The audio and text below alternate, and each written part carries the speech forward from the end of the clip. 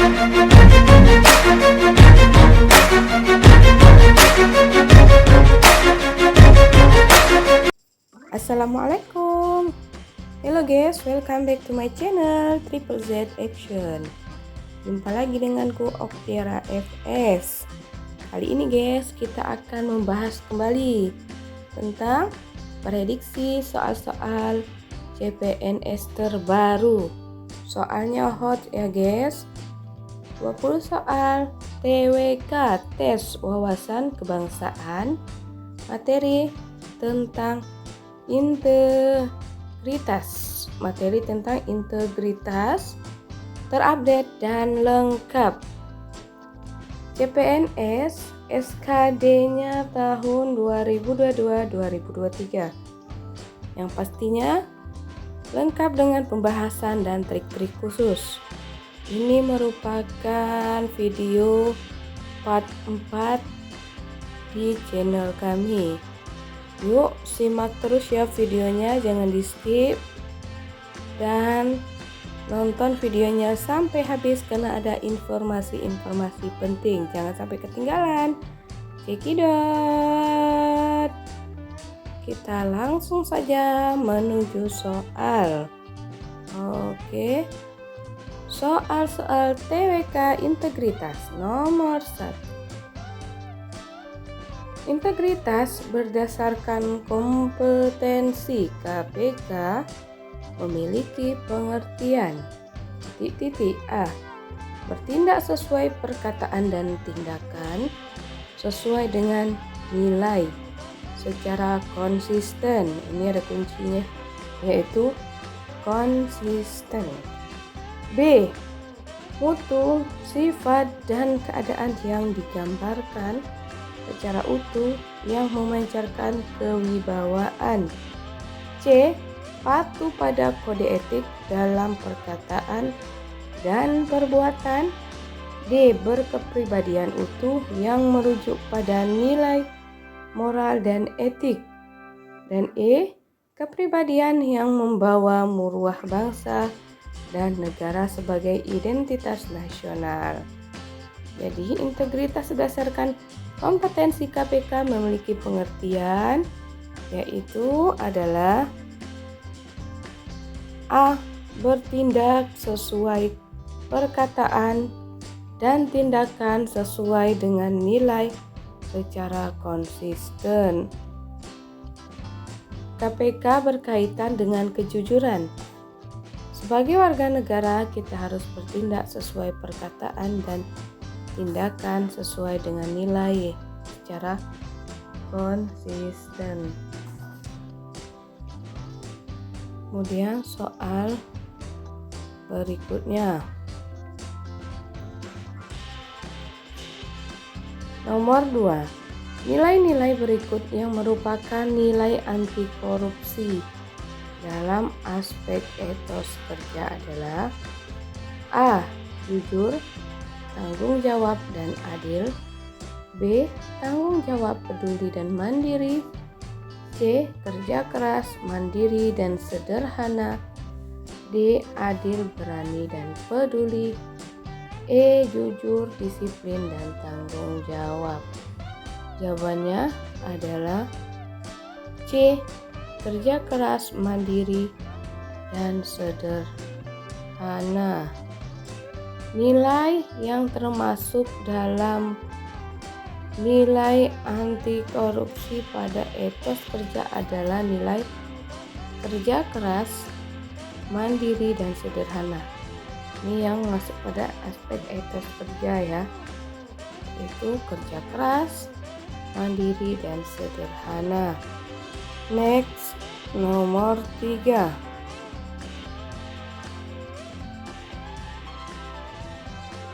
Sikap yang mencerminkan kesatuan antara pengetahuan, perkataan, dan perilaku adalah sikap yang mencerminkan pengetahuan, perkataan, dan perilaku adalah sikap A. Jujur, B. Disiplin, C. Bertanggung jawab, D. Adil, E. Berani. Jawabannya adalah A. Jujur. Jujur adalah sikap yang mencerminkan kesatuan antara pengetahuan, perkataan, dan perilaku. Harus seimbang pengetahuan, perkataan, dan dilakukan oleh tindakan atau perilaku. Oke, next, nomor 4. Prinsip untuk mencegah tindakan korupsi perlu ditanamkan sejak dini, kecuali yang perlu ditanamkan sejak dini untuk mencegah tindakan korupsi adalah A. Kewajaran, B. Transparan, C. Akuntabilitas, D. Kritis, dan E. Kontrol kebijakan. Jawabannya adalah D. Kritis. Yang bukan merupakan prinsip tindakan anti korupsi adalah kritis, karena budaya kritis sejatinya adalah kontrol sosial, bukan merupakan tindakan korupsi, tetapi termasuk pada kontrol sosial. Dan next, nomor 5. Setiap pegawai harus membuka diri terhadap hak masyarakat untuk memberikan informasi secara jujur, benar, dan tidak diskriminatif terhadap masyarakat. Hal ini berdasarkan asas harus membuka diri. Ini kata kuncinya, guys, ya. A. Kepentingan umum, B. Efektivitas, C. Proporsionalitas, D. Keterbukaan, E. Tertib penyelenggaraan negara. Jawabannya adalah D. Keterbukaan. Ada kata membuka diri. Setiap pegawai harus membuka diri terhadap hak masyarakat dan untuk memberikan informasi secara jujur, benar, dan tidak diskriminatif. Hal tersebut adalah asas keterbukaan. Soal nomor 6. Berdasarkan Undang-Undang Nomor 32 Tahun 2004, aparatur daerah diatur dalam asas-asas berikut, kecuali A. Asas kepastian umum, B. Asas proporsionalitas, C. Asas akuntabilitas, D. Asas kepentingan umum, dan E. Asas sektoral. Jawabannya adalah E. Asas sektoral. Berdasarkan Undang-Undang Nomor 32 Tahun 2004, aparatur daerah diatur dalam asas-asas berikut, yaitu asas kepastian hukum, ada ya, asas tertib penyelenggaraan negara, asas kepentingan umum, asas keterbukaan, asas proporsionalitas, asas profesionalitas, asas akuntabilitas, asas efisien, dan asas efektivitas. Ada 9 asas. Jadi asas sektoral tidak termasuk. Paham ya? Next, nomor 7. Perlunya transparansi kinerja agar terhindar dari konflik kepentingan, dan cara terbaik untuk menghindar dari tindakan penyuapan merupakan kegiatan untuk membentuk A. Budaya organisasi, B. Sistem anti korupsi, C. Pengelolaan sumber daya manusia, D. Karakter pengawas instansi, dan E. Pengelolaan anggaran. Perlunya transparansi kinerja ya, agar terhindar dari konflik dan terhindar dari penyuapan. Itu kegiatan membentuk apa? Jawabannya adalah budaya organisasi. Budaya organisasi dalam integritas nasional sebagai cara kerja dapat dibentuk melalui A. Transparansi anggaran, menghindari konflik kepentingan, dan menghindari penyalahgunaan wewenang atasan. Next, nomor 8.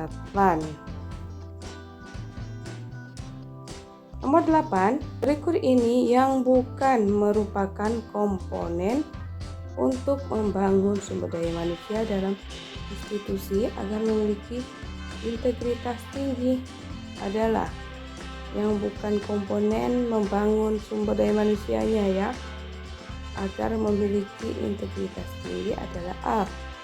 Promosi, B. Mutasi, C. Rekrutmen, D. Seminar, E. Prestasi kerja. Jawabannya adalah D. Seminar yang bukan. Karena seminar adalah salah satu cara untuk meningkatkan kinerja, bukan cara untuk meningkatkan integritas. Oke, next, nomor 9. Pelaksanaan tugas pegawai dalam melayani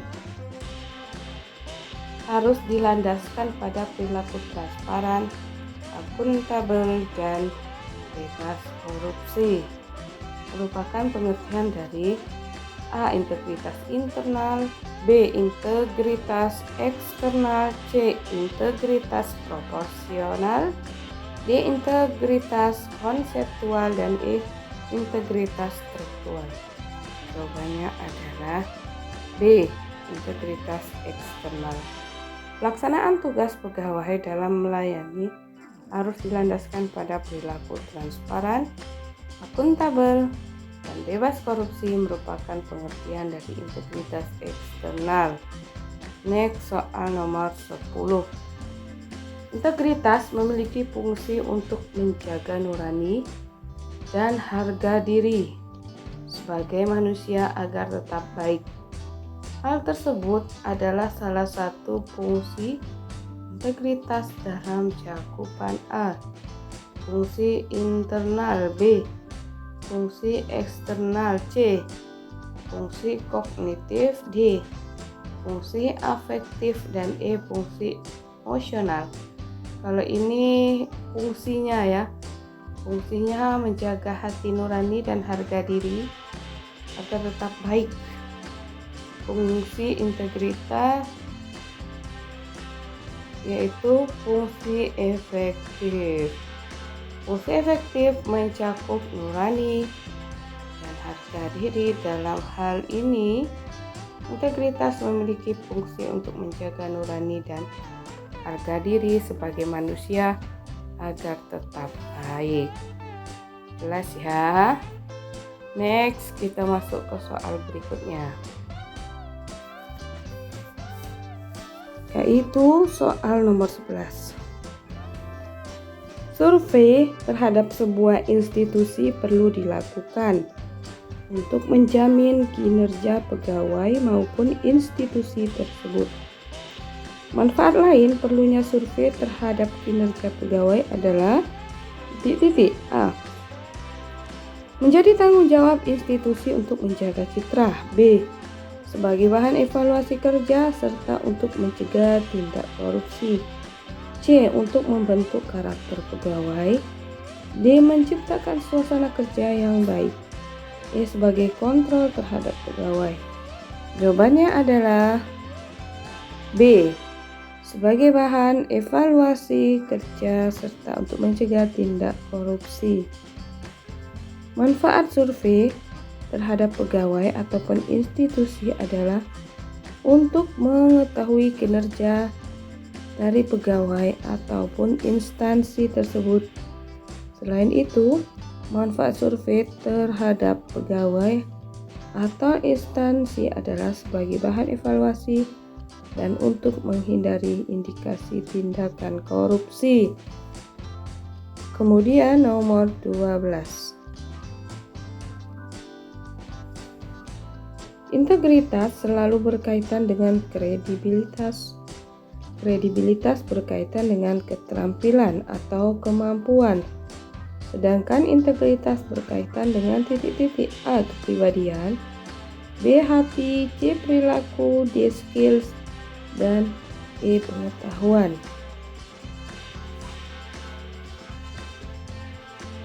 Jawabannya adalah B. Hati. Integritas memiliki cakupan dalam urusan hati yang mencakup kejujuran, komitmen, mutu, dan sifat. Next, nomor 13. Pendidikan sebagai salah satu elemen dalam masyarakat yang bermuatan positif mampu memberikan pengaruh untuk membangun sikap kejujuran. Berikut ini merupakan perilaku yang mencerminkan ketidakjujuran adalah A. Budaya membuang sampah tidak pada tempatnya. B. Budaya menyontek. C. Budaya membuat kantin kejujuran.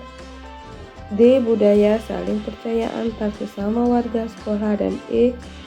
Budaya tidak percaya pada guru dan kepala sekolah. Budaya mencerminkan ketidakjujuran adalah B. Budaya menyontek. Budaya menyontek merupakan budaya yang tidak sesuai dengan nilai kejujuran. Oleh karena itu harus disingkirkan. Menyontek itu tidak jujur. Oke, next, nomor 14.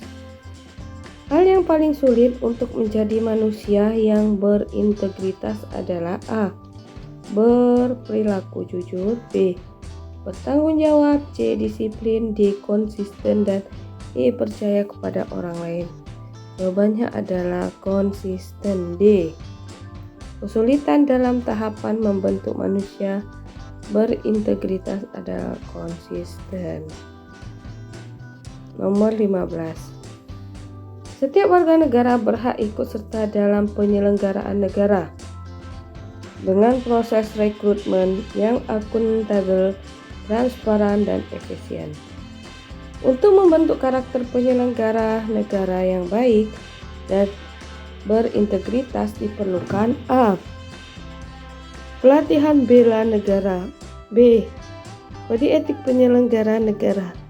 C. Norma dasar. D. Sumpah setia jabatan. Dan E. Tata tertib penyelenggara negara. Jawabannya adalah B. Kode etik penyelenggara negara. Perlunya kode etik aparatur negara untuk mengatur dan membentuk aparatur negara dalam menjalankan kewenangan serta kewajiban sesuai dengan jabatan yang diemban. Next, soal berikutnya. Nomor 16. Amanat Pancasila dalam membangun integritas warga negara yang merujuk pada sila kedua menunjukkan etika dalam sila kedua kemanusiaan yang adil dan beradab. A. Ekonomi. B. Budaya. C. Pemerintahan. D. Sosial budaya. Dan E. Hukum. Jawabannya adalah D. Sosial budaya. Integritas manusia yang merujuk pada sila kedua adalah rasa kemanusiaan yang menampilkan sikap jujur, toleransi, dan saling menghargai dari keberagaman. Merupakan etika moral dalam aspek sosial budaya. Next, nomor berikutnya. Nomor 17. Suatu saat Anda dimintai menjadi narasumber di salah satu instansi pemerintahan. Anda mendapatkan honor dan dimintai untuk menandatangani kwitansi kosong. Apa yang sebaiknya Anda lakukan? A. Menerima honor tersebut dan meminta agar menandatangani kwitansi sesuai dengan nominal yang diterima. B. Menerima honor tersebut dan menandatangani kwitansi tersebut untuk menghormati panitia. C. Menolak pemberian honor tersebut karena takut ada unsur korupsi di dalamnya. D. Menerima honor tersebut dengan rasa was-was. E. Menerima honor tersebut tanpa menandatangani kwitansi tersebut. Jawabannya adalah A. Menerima honor tersebut dan meminta agar menandatangani kwitansi sesuai dengan nominal yang diterima. Jadi ini tegas ya guys. Kita sebagai narasumber memang ada hak untuk menerima honor, tapi untuk memalsukan kwitansi atau menandatangani kwitansi kosong itu tidak boleh ya guys. kita boleh menandatangani kwitansi sesuai dengan nominal yang diterima. Seorang yang memiliki integritas akan selalu mengedepankan kejujuran. Oleh karena itu, ketika melakukan pekerjaan tentu akan senantiasa bersikap jujur. Dengan begitu, dia tidak mau untuk bersikap curang. Oke guys, nomor 18. Orang yang berintegritas akan menghormati norma kesopanan yang berlaku di masyarakat. Berikut ini merupakan contoh yang dapat dilakukan kecuali norma kesopanan ya guys. A. Laporkan tamu yang menginap di rumah kepada ketua RT. B. Tidak membuang sampah ke sungai. C. Melaporkan tetangga yang membuat keributan kepada polisi. D. Tidak mudah di sembarang tempat. Dan E. Menyapa ketika bertamu ke tetangga lain. Kecuali ya guys, yaitu C. Melaporkan tetangga yang membuat keributan kepada polisi. Norma kesopanan itu adalah suatu ukuran baik dan buruk, benar dan salah, suatu perbuatan yang bersumber pada tata pergaulan dan etika di dalam masyarakat. Melaporkan tetangga yang membuat keributan kepada polisi merupakan itu norma hukum, bukan norma kesopanan. Oke guys, lanjut ke soal 19.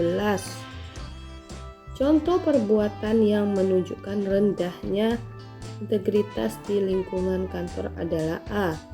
Mengerjakan tugas sesuai dengan aturan yang berlaku. B. Datang tepat waktu ke kantor. C. Mencari alasan ketika datang terlambat di kantor.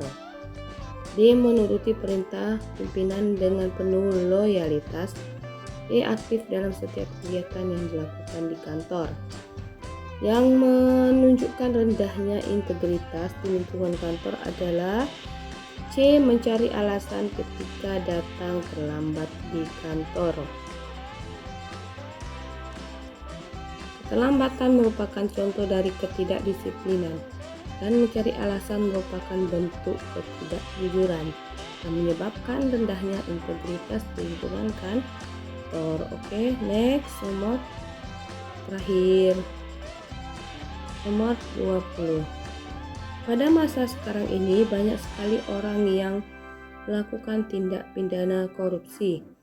Tindak pidana korupsi tersebut terjadi ketika seseorang tidak memiliki integritas.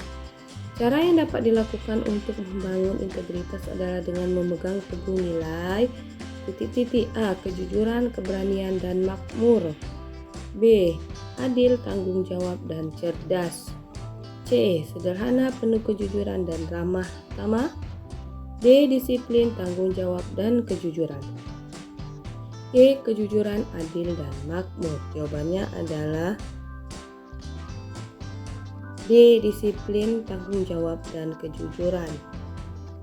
Ada 9 nilai anti korupsi, yaitu yang pertama kejujuran. Diarahkan untuk membangun integritas yang tinggi. Kedua, kedisiplinan digunakan untuk menaati hukum dan norma-norma. Ketiga, kepedulian, bentuk kepekaan pada lingkungan. 4. Tanggung jawab, kesadaran untuk menunaikan amanah. 5. Kerja keras, bentuk pengabdian yang sebaik-baiknya. 6. Kesederhanaan, bergaya hidup tidak boros dan tidak mewah. 7. Kemandirian, tanda tidak mudah bergantung dengan orang lain. 8. Keberanian, mampu melaporkan kecurangan dan berani memperbaiki diri. 9. Keadilan, adalah adil di dalam menerapkan hukum. Jadi makmur ini tidak ada ya dalam nilai-nilai anti korupsi. Cerdas juga tidak ada. Ramah tamah juga tidak ada. Jadi jawaban yang tepat adalah D. Disiplin, tanggung jawab, dan kejujuran. Oke guys, ini merupakan soal terakhir dalam bahasan kali ini. Oke guys, thanks you for watching. Jangan lupa ikuti video selanjutnya tentang prediksi-prediksi soal CPNS terbaru part selanjutnya. Oke guys, jangan lupa subscribe, like, share sebanyak-banyaknya informasi ini dan semoga bermanfaat. Itu saja. Oke, bye-bye. Assalamualaikum.